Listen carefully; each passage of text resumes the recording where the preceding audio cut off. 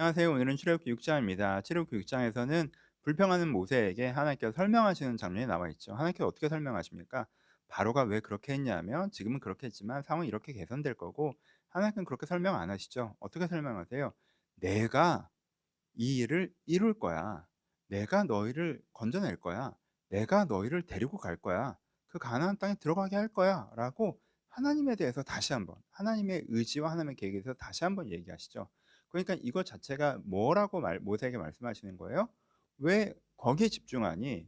당장 바로가 네 뜻대로 할 거라고 얘기한 적 없고, 지금 당장 상황이 좋아질 거라고 얘기한 적 없잖아. 근데 왜 그 상황을 가지고 이게 안 될 것처럼, 그 상황이 내 뜻을 꺾을 것처럼, 상황이 그러면 내가 이런 의지를 갖고 있어도 안 될 것처럼 착각해. 그러지 마. 상황이 그런다 할지라도, 바로가 그런다 할지라도 스스로 있는 자, 내가 그렇게 하면 그렇게 된다라고 이제 모세에게 말씀하시는 거죠. 모세가 이것을 믿죠. 그러니까 이 부분이 되게 중요하죠, 여러분. 여기서 적용할 수 있겠죠. 내가 상황을 보고 하나님이 틀렸다라고 얘기하는 것이 아니라, 하나님을 보고 상황이 바뀔 것이다, 변화될 것이다라고 믿는 것이 중요하다라고 적용할 수 있고요. 그것을 모세가 믿었습니다. 그렇죠?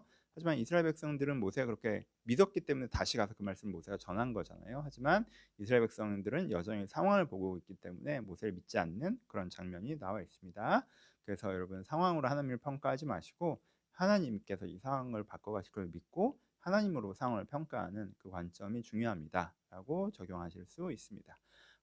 여기까지 이제 모세 얘기가 마무리되고 있는데요. 전체 얘기를 잠깐만 정리하면, 2장부터 6장까지 이제 모세가 주인공으로 진행된 이야기잖아요. 그리고 이제는 7장부터 이제는 바로 10가지 재앙 중심으로 이야기가 진행이 되기 시작하는데, 여기서 잠깐 이제 요약을 정리해 봅시다.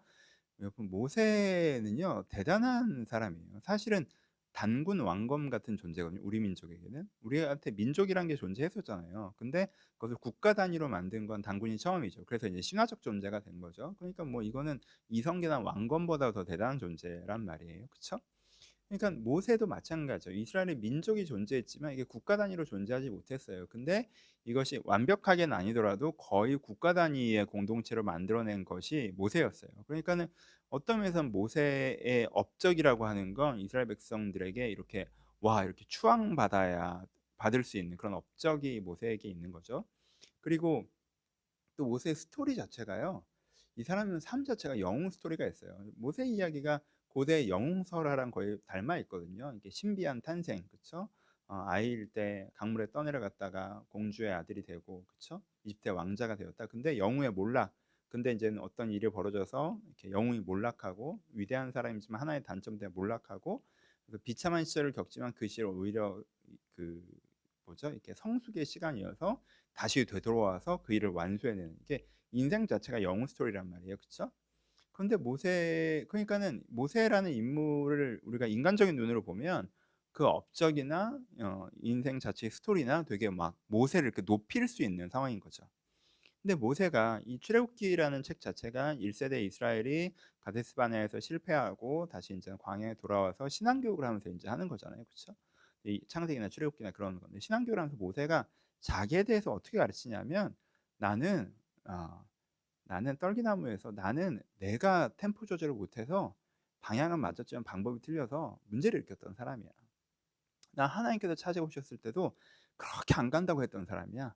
내가 왔어도 처음에 막 제대로 이제는 하나님, 그걸 전하고도 내 뜻대로 이루어지지 않는다고 해서 실망하고 그랬던 사람이야.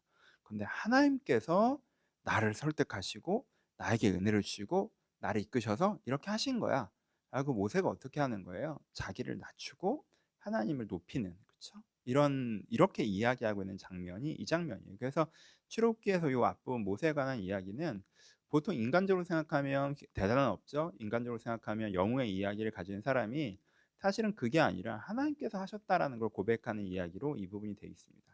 여기서 우리가 여기서 큐티한다면 우리의 삶을 돌아볼 때에도 내가 뭘 이룬 것 같고, 내가 뭘 해낸 것 같고, 내 인생의 스토리가 대단한 것 같고가 아니라, 내 인생에 하나님께서 어떻게 하셨는지를 바라보는 게 중요하다라고 우리가 바라볼 수 있는, 그래서 세상을 볼 때도 저 사람이 대단하고 뭐 저 사람의 스토리가 대단하고가 아니라, 이 하나님께서 이 역사를 끌고 가시는, 하나님께서 아름다운 역사를 끌고 가신다, 이 시선이 우리가 필요하다는 것을 이야기를 통해서 알 수가 있습니다. 그러니까 오늘 본문으로, 그리고 모세에게 전체로 큐티에서 다시 한번 정리하면, 여러분 생각해 보시기를 환경으로 하나님을 평가하지 마시고 하나님으로 환경을 바라보셨으면 좋겠어요. 그쵸?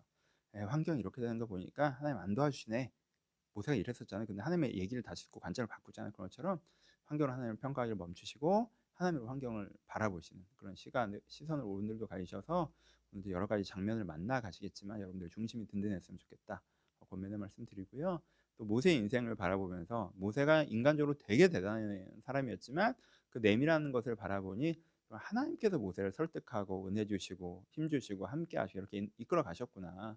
그러니까 나도 연약하고 미약한 사람이지만 하나님께서 함께 하시면 나를 통해서 하나님의 일들을 이루어갈 수 있겠구나.